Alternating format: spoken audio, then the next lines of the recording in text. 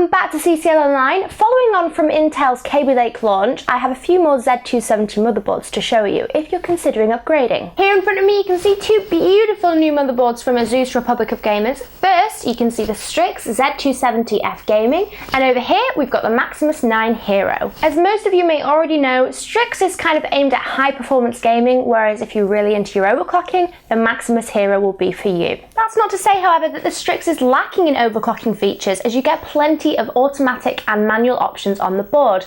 You don't get the ROG name for nothing. Especially useful if you're just starting out in overclocking, you get the 5-way optimization software. This is an automated utility that will help to provide a uniquely tailored overclock for your system. So let's have a closer look at the Z270F, and here it is. It does have a brother, which is the Z270E, and that comes with Wi-Fi. If we talk a little bit about appearances first, as we can see, Republic of Gamers have super stepped up their game with this board.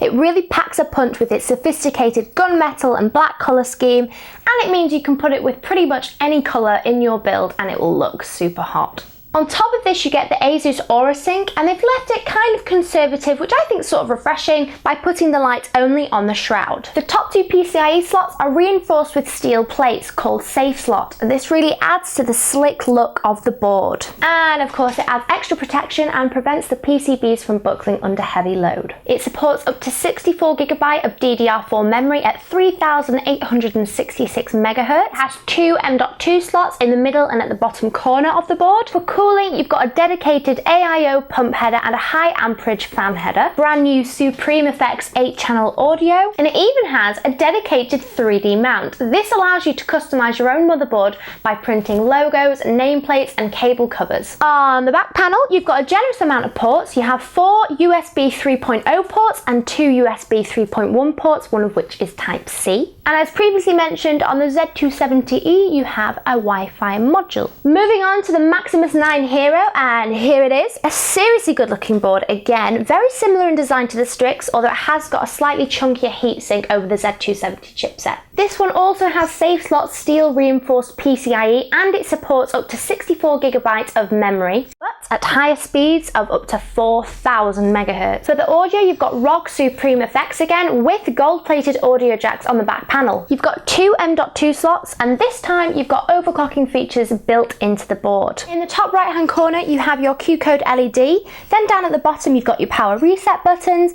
and then on the back panel, you've got a BIOS button and a CMOS reset button. Also on the back panel, you've got 4 USB 3.0 ports, 4 USB 2.0 ports, and 2 USB 3.1 ports, one of which is Type-C. And it also has the ASUS Aura Sync on the shroud and the bottom heatsink. So that's it from me, guys. Thank you so much for watching. You know what? I think ASUS are going in a really good direction with these boards. They're very aesthetically pleasing. If you want to know any more technical info, there is a link in the description box below that you can click on. Otherwise, I will see you next time. Bye!